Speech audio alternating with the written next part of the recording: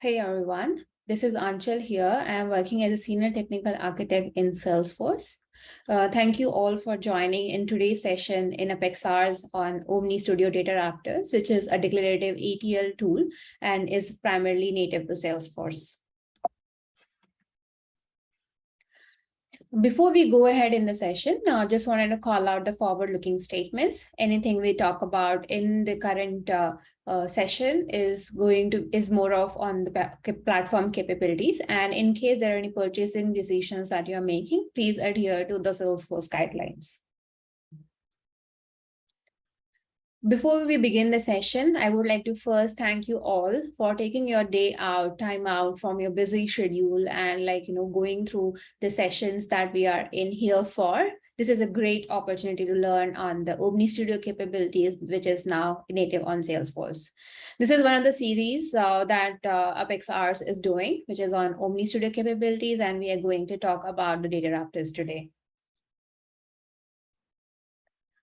In here, the Dataraptors basically are a tool which allows you to extract, transform, and load any data that you can have on the Salesforce platform. This one runs natively on Salesforce platform itself. And if you see, more or less, some of you might have already gone through how it looks like, what it feels like, and what are the capabilities of it are. In here, we are going to go through in detail to what all each and every component looks like. Think of it this way, that every digital customer interaction or the business processes that happen on the Salesforce platform is going to deal with some form of data. Now, that data can reside in Salesforce or outside of Salesforce, but at the end of the day, when your business processes run, they are going to use these records to capture, to display that information to the user. And based on that information that is given, they will be performing certain set of activities. Now, the user changes their data or enters a new data. All that must be saved into Salesforce as well. That is where the Dataraptors come into picture. The Dataraptors are basically a declarative way of defining an object-to-object mapping. It is a declarative form of using Json to object mapping as well. It is also available as hierarchical REST interfaces. JSON and XML-based transactions can also happen in here. It provides the capability of caching as well. And when we are using these Dataraptors, these are the data source management capability, which is provided in the Salesforce Industries Process Library. It also supports your bulk transactions as well. In general, you would see that we have different varieties of Dataraptors. Dataraptors, in my mind, is all about your extract, transform, and a load tool. What does extract basically mean? So Dataraptor extract is all about taking the data. Then when we say about taking the data, it can be from one or more Salesforce objects. So in Salesforce objects, for example, we can say we have accounts and contacts, and these are related to each other via a lookup relationship, or it can be a custom object which is related to account, say with a master detail relationship.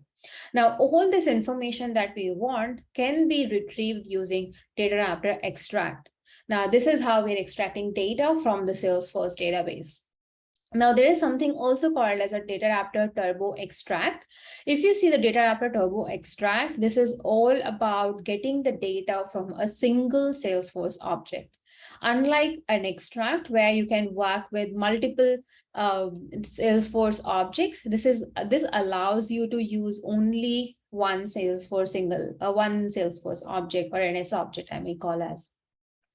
Now, this is very important. In extract, the data is all about retrieving it and displaying it to the user if required be, or process that information that you have. When we talk about load is where you want to create a Salesforce record, you want to upsert a Salesforce record, you want to migrate basically also a CSV data into a Salesforce record. When any of these operations happen, it is not limited to a single record, but it allows you the capability of inserting multiple records in a single DML operation.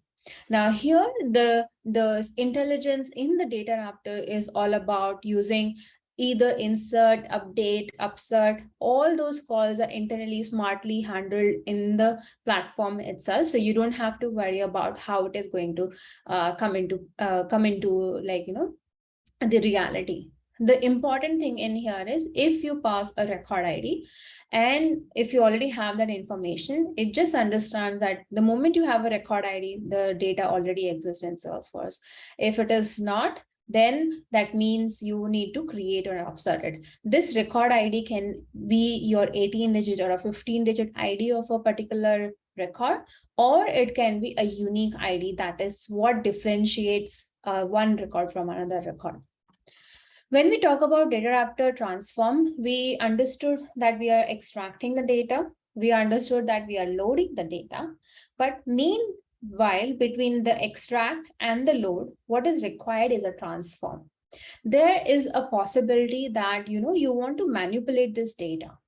This data can be coming from inside of Salesforce or from outside of Salesforce, doesn't matter.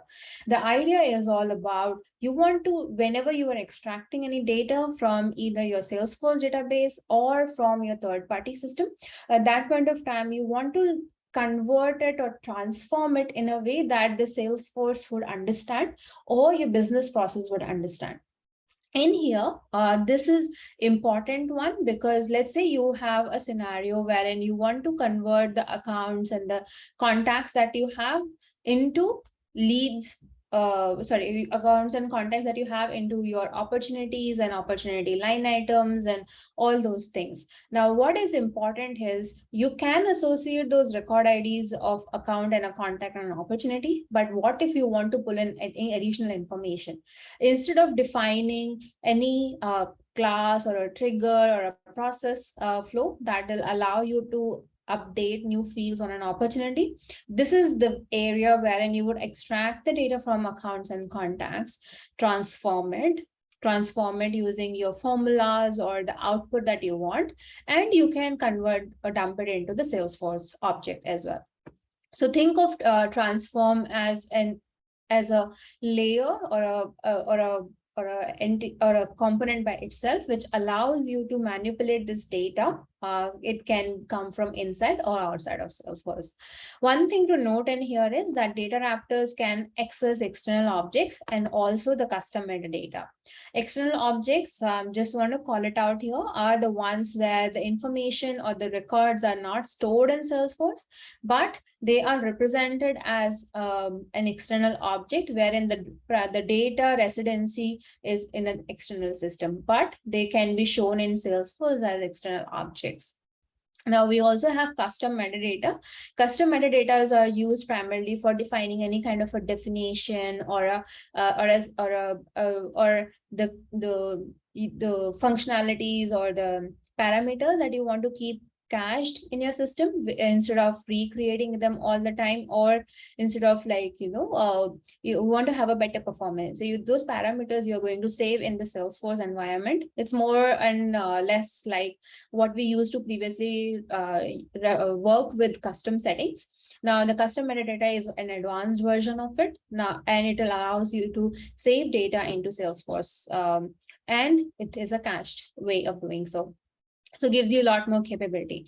Custom data and Salesforce external objects can be queried as well in your classes. So at the end of the day, anything that you can do in your Apex classes can also, in terms of extracting, querying, or inserting or upserting, is all can be done using your Dataraptors. So now when we saw, we have 4 types of Dataraptors: Dataraptor Turbo Extract, Dataraptor Extract, Transform, and Load. Now, what is common amongst all these and why they are unique in their own form? So if you see Dataraptor Extract, it is extracting data from Salesforce. The load of the data is happening in Salesforce. And the transform, it doesn't matter where the data is coming from. It primarily relies on your input and output. This input and output can be JSON or XML. This is going to just take that information either from your extract or from your load which is basically your outputs as a JSON, and it can be passed on to a Dataraptor transform, which can then be manipulated into a different format and can be used again by extract or Dataraptor load to create those records in Salesforce or extract a new set of records as well. This is where the importance of transformation comes in. Irrespective of what these individually do, what is common amongst these is that these support JSON, XML, or any custom schema that you can think of. It will allow you to trim your map and restructure and transform the data. Also, it allows you the capability to use formulas and functions to transform the data. And these is what is available for all type of Dataraptor, excluding your Turbo Dataraptors. The primary reason for excluding it from the Turbo Dataraptors is that we want the Turbo extract to be very high, to be highly performant. When we say that, it allows you only to do a single S object, and it only allows you to extract the data and give you the data in the way it is present in the database. So no transformation capability as well. So no formulas are given. Now let's look into the Dataraptor Turbo extract. I'll go through basically all the demos at the end. But before I go into the demos, I'm going to talk about briefly on each and every type of Dataraptor that we have. The first one we are going to address is a Turbo extract. This one retrieves and filters the data from a single Salesforce object type with support for fields from related objects. What it doesn't support is formulas and complex output mappings. In here, when we say a single S object, that means either account or contact or any other single standard object or custom object or your external object or custom metadata. Irrespective, it's only one object. Now, when we say fields from related object, there is a possibility that you want to do a hierarchical call. So for example, you might want to retrieve an opportunity where the account, and you also want to retrieve the account name associated to it, account ID, or the account type. So all these is where you have related fields. So opportunity has a relation to account, and account has fields such as defining the account type, the account name. All that can be retrieved in a single query because they're associated to an opportunity. And this one allows you to do a query on a related objects field. In this case, there are no formulas like and, or, concat, today, dates. So no functions or formulas are allowed. And complex output mapping is all about you wanted to have an array. You had an array and you want to transform it into a different form or a structure. That won't happen. So anything that you have, you will get as is towards the output. When we talk about advantages over standard Dataraptor extract is that it's a simple configuration and it allows or gives a better performance at runtime. Here we have Dataraptor extract. Dataraptor extract basically pulls data from Salesforce, reads Salesforce data, and returns results in JSON, XML, or any custom format, which is using the complex field mapping. In this case, we have already iterated in here that this is where we are extracting data from Salesforce. And this can be given as an output in a JSON format or XML format or any custom format that you want. This is primarily used by your Omni scripts and flex cards. And this can be used by any other any other form of classes or the processes that you want to run. And it allows also for you to display this data in, this is basically retrieving data from Salesforce and you can display the data into Salesforce. So Dataraptor extract is also can be used using your flows as well, because at the end of the day, these are the classes that you can have a reference to. When you want to use a Dataraptor extract, when you should use a Dataraptor extract is when you have want to extract data from a single object, but you want to do some formulas and processing and a complex output mapping. You should go for Dataraptor extract. When you want to extract data from multiple objects, when you want to sort through the data and you want to apply pagination. So this will allow you to do so. When we talk about Dataraptor load will basically write data into Salesforce object from the JSON or the XML input that is given. And in this case, the Dataraptor load updates the record with change data and can also create a new record at the same time. This is where I'm referring to the unique identifier of a record. It can be a 18-digit ID or 15-digit ID, the record ID, or it can be a unique identifier of a particular record, which is created as a field. Now, when you do a Dataraptor load, at that point of time, there is a capability for you to use formulas to update certain fields based on input.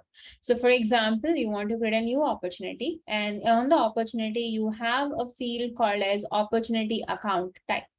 Now, in your input, what you have got is an account type is, say, customer. At that point of time, what you can do is when you're creating opportunity, you can either map that field directly or you can apply a logic saying that if this field is not present, say the account type is not present, you want to take another variable from your node and you want to apply a logic to say that, if my account type customer is or my account name starts with customer, then my account type is customer. So all those kind of formulas is what you can create in the Dataraptor load and use that information to create a new record with an existing record. So it allows you to do all those capabilities here. When we talk about transform, we can convert the JSON input to an XML output and vice versa. Most of the reason why this is very useful is that you would see most of the systems that we generally integrate with, especially in industries, are external legacy systems. When we say legacy systems, in the older days, the best way of communication was XML. Now, over a period of time, this has advanced to JSON, but some of the customers still use XML as a way of communication between the two systems. So nothing is right and wrong, but in today's world, when we want to live from what we had to where we are, this is how we work. So we need to support an XML and JSON.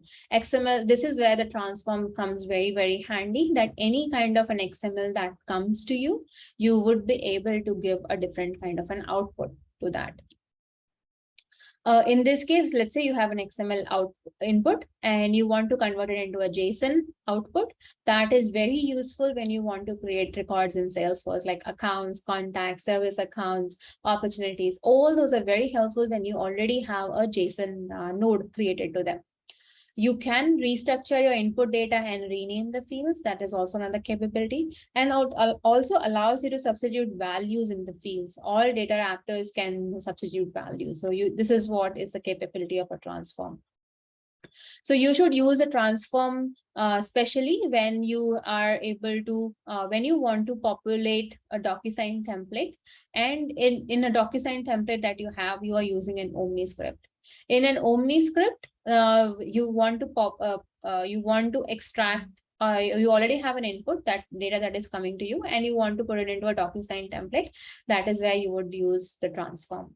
Or you want an Omniscript to fill fields in a PDF format, you would use transform. This is where it all comes handy. When it comes to Dataraptor Designer, now, because we have completed all the types of Dataraptor, I would go into the nitty-gritties of how you would create, how the Dataraptor Designer basically looks like, what all are the each and every tabs it has associated to it, what is the significance of them, and how we can leverage them for our benefit in project. So if you see in here, we have a Dataraptor Designer. Dataraptor Designer has multiple The first thing I would say is, if you look in here, the first one is all about the name of the data raptor. You can edit it, you can do a quick match. Quick match is very useful when you already have a JSON defined and you know the JSON output as well. That is where you can quickly match. You can clone, you can export this data raptor bundle if you want to migrate to a different pod as well. So once you have defined all of these, you would see there are certain tabs like extract, formulas, output, options, and preview. So now here in an extract, this tab specifically comes in when you have Salesforce, when you're using Salesforce Data Raptor extract. At that point of time, you're defining an object. When you're defining an object, at that point of time, you're retrieving the data. So this is either a Data Raptor Turbo extract or an extract. So this is which you would use to query the data from Salesforce. And this basically also allows you to filter the data. So you can have an extract output path. You can filter it based on an ID and you can give it a name. Now, key thing in here is remember that when you're defining this portion, this is your object name. This is the output that you want. So I have to choose account. So this is something you can't change. But what this account is nothing but your JSON node that you're representing. So in here, I can also say Apex Server accounts. So that would also work. What it means is that anytime you want to do a new extract step to say, find the list of contacts associated to it, at that point of time, what you would do is you will click on this add extract step, choose your object as contact. And in there, when you say find the contacts where account ID is equal to Apex Server's account :ID. So this is how you would actually write all the related queries going forward. So this is what is very important when you are using this extract tab. There is nothing in addition in here. It also allows you the capability of changing the configuration. So with the drag and drop capability, you can change it to say you want to swap. You want to swap to accounts and contacts, can do so. This is very, very useful for me.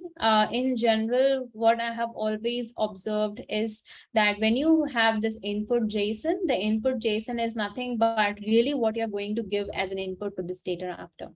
So if you already have that kind of an idea in mind that how your input should look like, you actually can define it in here and can use this as an information to create your remaining of the data raptors as well. Remaining of the data raptor information like formulas, output, options, etc. Now, extraction step JSON, this is very helpful when you want to see the information that you're writing in, how it is going to how is it going to be represented in your backend. This is very important. This is where you would, if you want, you can use an output to vary the output that you want to give to the any other further processing that you want to do. Now, moving on to the formulas tab, this is where you would have, say, you would be able to define a formula and you would be able to map the output to the output JSON for extract and transform or Salesforce object fields for load itself. Now, when you say formulas, this in general are available for your data raptor extract, transform, and load, not for turbo extract, being very careful there. In here, when you say the formula, if you're using a load, if you're using an extract, your extract is basically your input JSON. So you can use that as an input. In the formulas tab, you can also use it, especially in the case of extract, you can also use the Apex account hours that I was showing, right? The output of that as an input to your formula to transform it into something else. Will work. Now here, this is very important. This is equivalent to what I just talked about in my previous slide, that when you write Apex Server's account ID or account, it basically is representing a JSON node. This is what it is representing in here as well. When you say current colon weather.icon. This is going to go into, say, current is your first node, the second underneath node that would be weather, and then you would have an icon associated to it. Now, how you're doing the icon value is your concatenation. So this is very important, that when we are writing the formulas, what we have in the mind is what is the output I want in my JSON node. In all these exercises that we do, the primary intent is that my JSON as an output, or an XML as an output, or a custom schema that we want to create is an output that can be used by the any other further processing for its benefit. Now in here, this is how I'm defining my node, saying my current weathers icon is this value.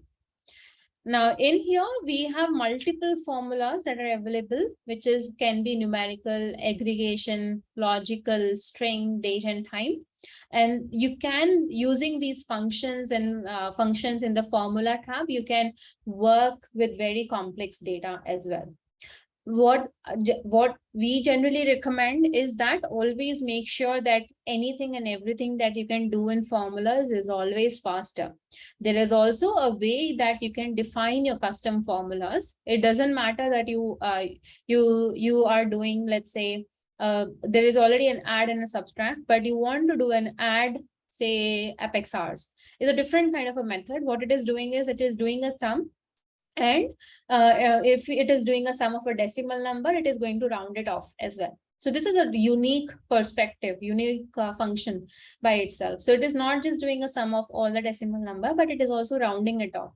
Now, in order to do so, you can write 2 steps that does that, or you can write a custom formula that is going to do add round. So add round is nothing but you sum it up, and then you are going to round that output that you have to the nearest digit or nearest number that you get.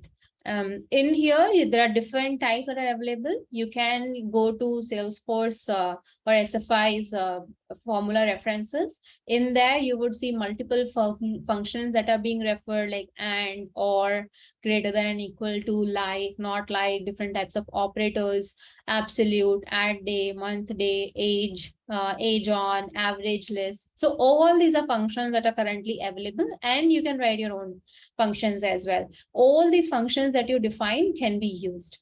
So, and if you define it in a generic way, it is not limited to one Dataraptor. It can be used across your Dataraptors, or the functions, or your integration procedures as well. So this is where it comes very handy. You can use the formula tabs to define these kind of conversions or the complex output mappings that you want. The next tab is a output tab. In here, what you did as a part of an extract or a formula will be shown as an output. So if you see, the expected JSON output would be account ID, account website, account phone, and account name is what you want as a expected output JSON. If you see this one, what is your current output JSON? That is going to be reflected in your current JSON output. So extraction step JSON. So this is very, very helpful to visualize how your Dataraptor is going to work. This is where all the game changes. If you want to update it, you can do so. You can go to your extract, say that, you don't want to use account. You want to use apex hours account. So your request, your output would change. So now that has to be reflected in here. And all this information that you have, on a click, you would see the list of the input that you already have and how you want to make it as an output. So all those capabilities are also in here present. So in terms of Dataraptor Designer, what we have is basically different types of options. Now you can set these advanced options, such as whether you want to check the user's access permission, or whether you want you want to check the user's permission before they are able to execute the Dataraptor. So this will happen using check field security.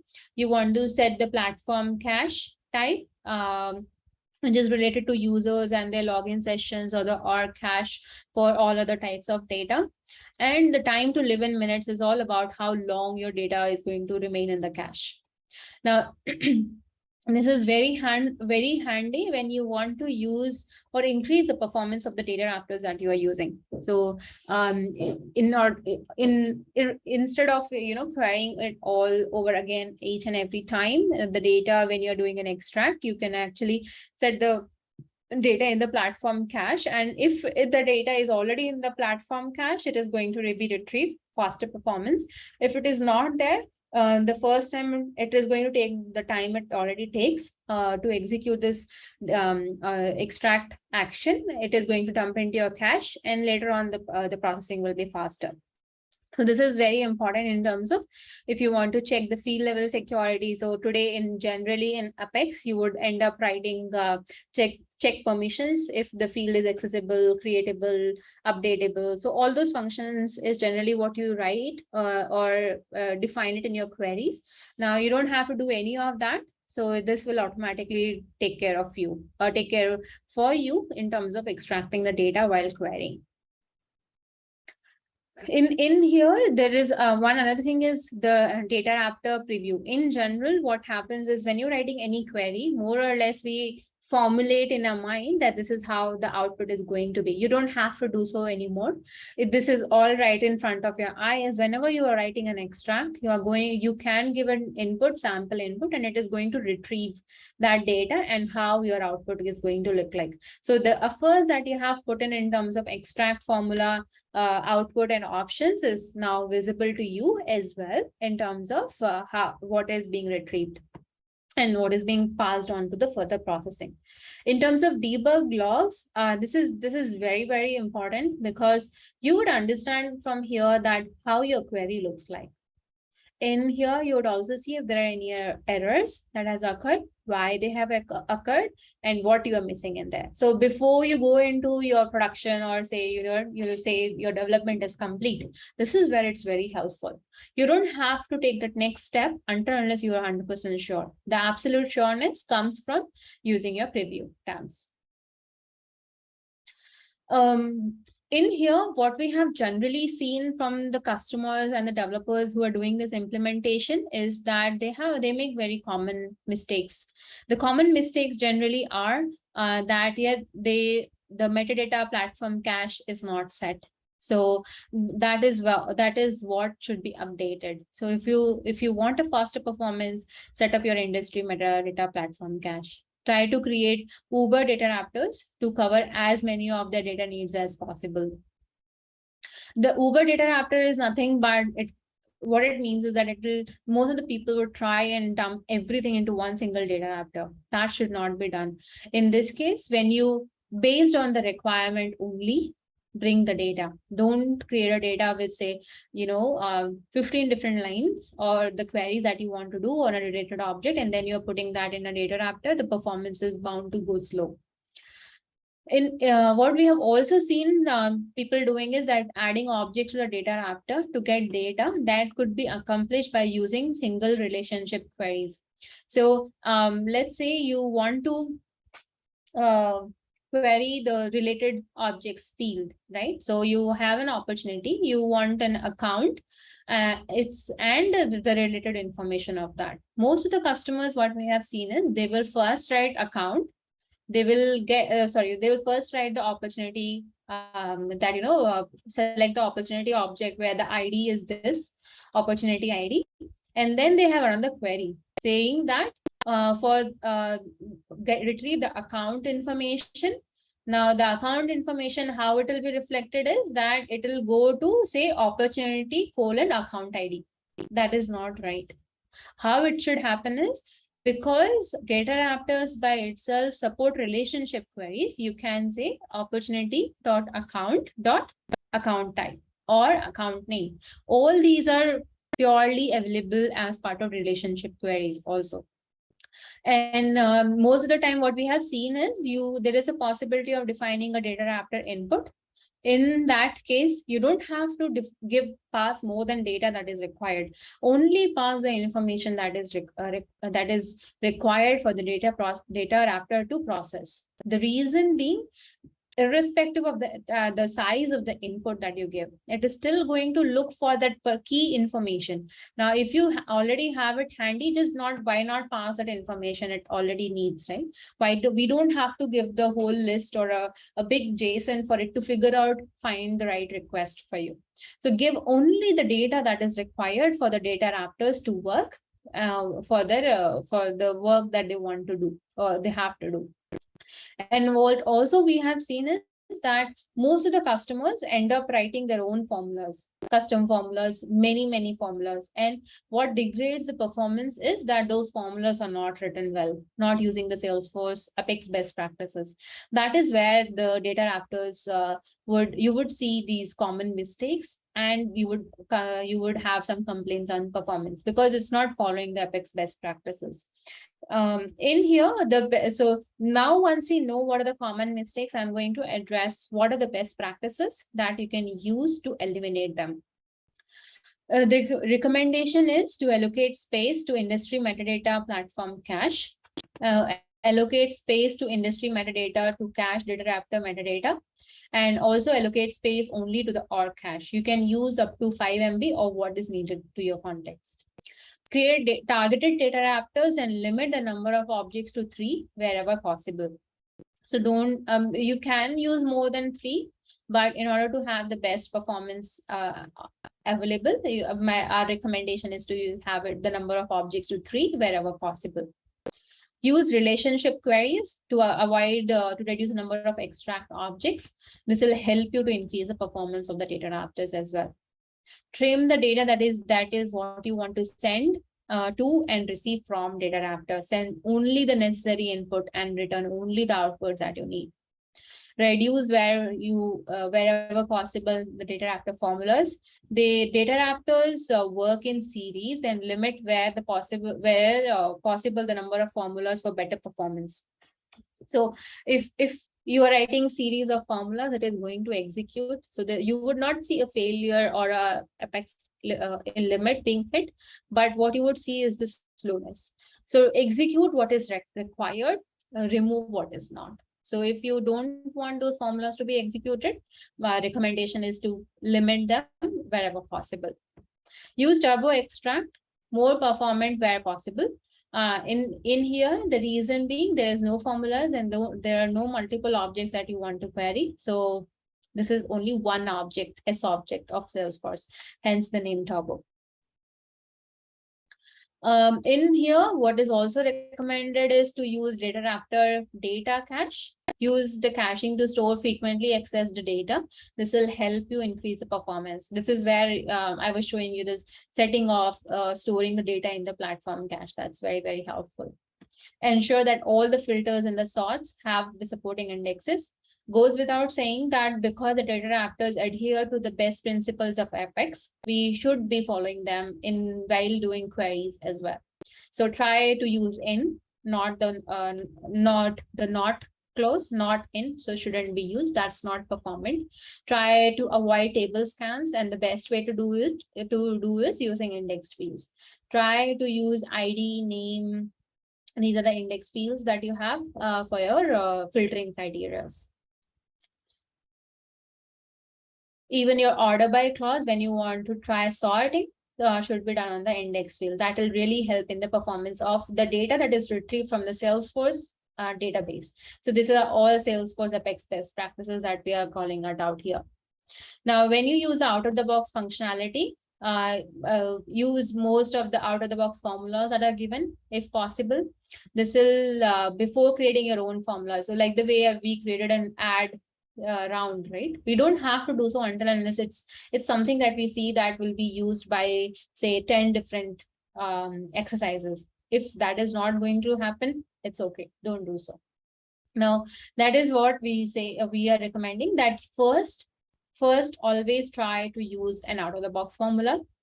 If that doesn't work for you, that is when you can go for custom formulas.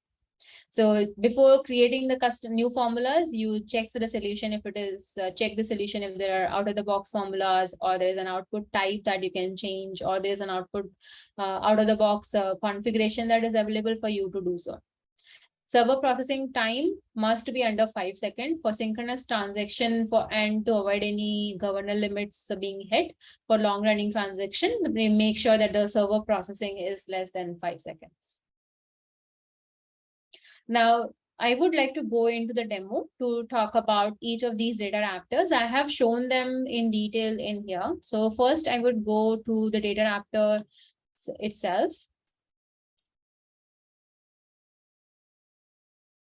So this is loading. When you create new, there is a capability of creating a new Dataraptor. So I am going to create a Turbo Dataraptor. Here the type can be Turbo Extract. Input is going to be JSON. And output is going to be JSON. I don't require any service, any additional permission. So I'm just going to avoid that.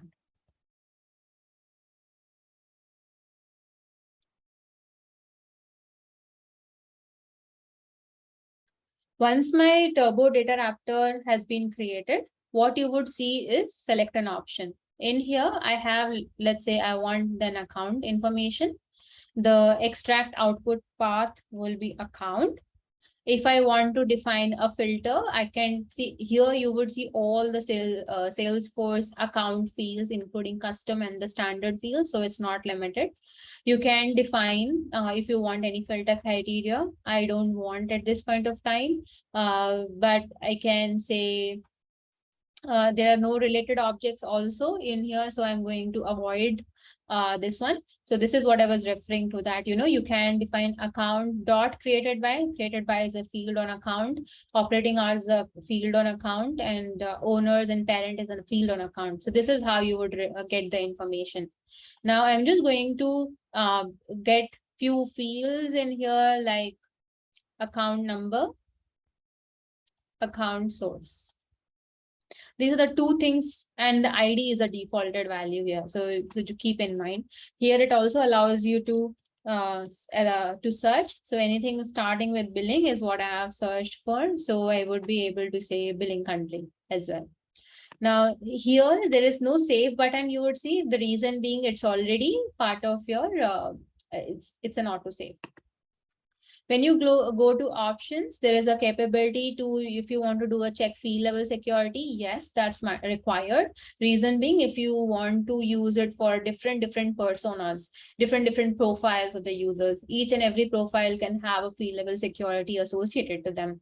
If you want to make sure that that runs correctly, would recommend to go for check field level security. Now in here, there is a possibility to define a session cache and an org cache. You can choose either of them. So I'm going to go for a session cache, and I'm just going to say 20 minutes. So my information is going to live for 20 minutes. Now in here, I can go and extract. In this case, you would see that please verify DR map items are all correct and notify velocity support if it is related to mapping errors. So this is what I was trying to show you, that, if there is any errors, all these will be reflected in here as well. Now let me just go to one account.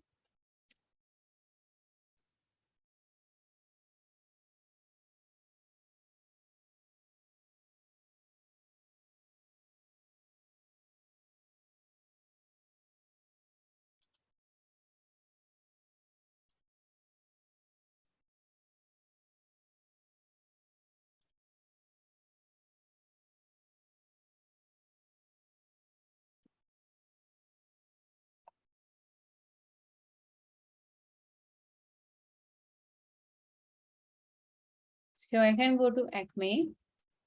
I'm going to copy the ID. So from here, we have Omnistudio pack. So you can go to the Omnistudio app, and wherein you will have all the information that is available. So in my Omnistudio Dataraptor, while coming in here, I'm going to add the account ID as this value. Now here it is important that filter based on the ID.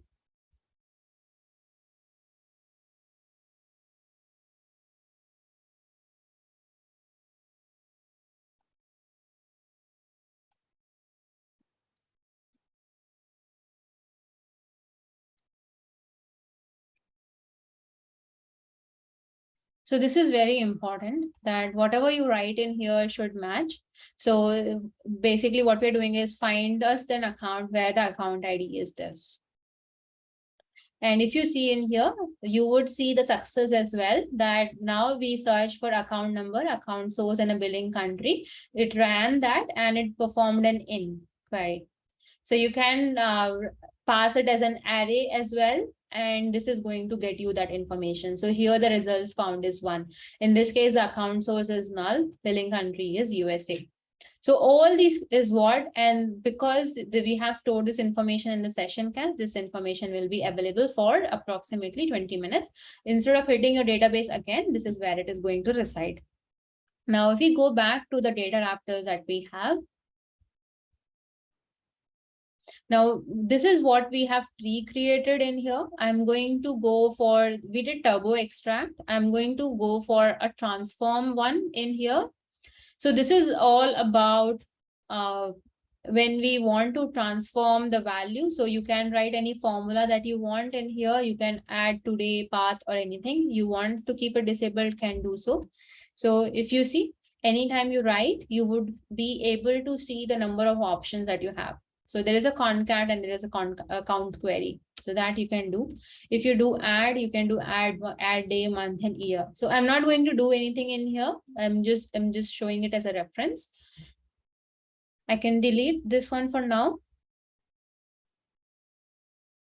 I'm going to transform. So here, if you see, my input JSON is all about, this is how I got my input JSON. So this is my input JSON, VLC tracking, time zone, user ID, and all those. And then I had this input. This is how I'm getting my input JSON. But what I want an output is that my current model is something, exceptions is this thing, and my user ID is this thing, category is this thing, etc., etc. So this is my input today. So this is what I'm getting as an input. I want to transform it to only get the generate cert category. So if I show this here, so generate cert, and the category which we have is null, should represent the category. The cert date represents the date. And the number is basically representing the number here. So all this is what I want to be represented. So if you see, the user ID is represented as a null value here. So I'm just going to preview this value here.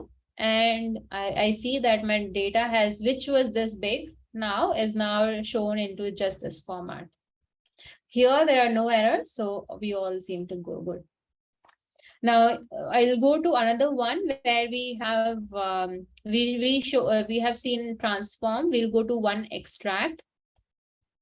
Now, if you see the opportunity test extract, what we are doing is we have an opportunity record. Here there is no input type of JSON, but this is where it becomes very interesting that if you want, you can also define the opportunity values. So this is how you can define, you can write your own input JSON, you can write your own extraction step JSON. So anything that you see in here is represented here. Opportunity. The opportunity account is nothing but account in here.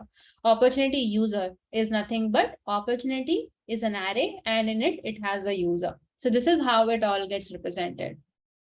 Now in here, you see there is an ID that is being used. So I'm going to define this as a ID or an opportunity ID just for my betterment purpose.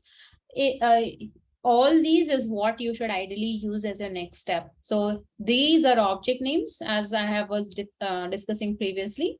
And this is what you should use for your next query. Opportunity.account ID. User.owner ID. So all this is an information that you can use for you to see the value extract. Now here, if you want, you can add a formula. So let's do today. So I'm going to add, I don't have to write any condition. I'm just going to say this is going to be a today date. And I'm going to say it's a today. That's it.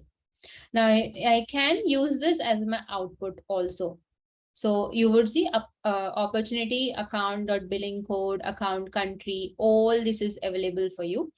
I am going to add another one When I add another one, you would see that I already have opportunity, account number, account source. All these are basically the account fields that you see here. So this is already available for us to work. Now, opportunity account is what I have. And then I have just the opportunity objects as well. Now, in here, you would be able to also see user related information. So all this information is available for you. Now I'm going to search for today. So if you see, the today is already there. Reason being, it was mentioned in my formulas.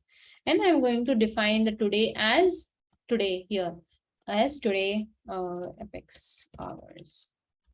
So this is how I'm going to run my query. And if you see, in this case, what it did is it updated my current JSON output. So my expected JSON output is nothing, I haven't mentioned. So it's not required. This is what we generally use for our validation purposes, that what we are working on is correct or not. So when we do so, at that point of time, you would see that we have in here different types available for us. So today is one of the new parameters that I have added. Now I'm going to go for options. There is a capability to override target for all null inputs. So you can do so that as well. Here I am just going to run this input parameter. And if you see, if I'm querying one of the opportunity, so here you have one opportunity that you ran, you got the account information, and then you have got the user information. So for this one, you actually ran 3 queries. And the output that you're going to see is a combination of all of it. And today's apex hours is a value that you are going to see here. Okay. So this is where if you want to use the data from the cache, you can do so. So you can uncheck ignore cache, and this is going to retrieve the data from your cache. This is what my understanding is. So here, if you want to ignore the cache, that means it is always going to call from your database. With that, I would like to conclude today's presentation. Hope you guys had an amazing time learning Omnistudio Dataraptors. Thanks everyone for your time. Looking forward for the next session. Thank you.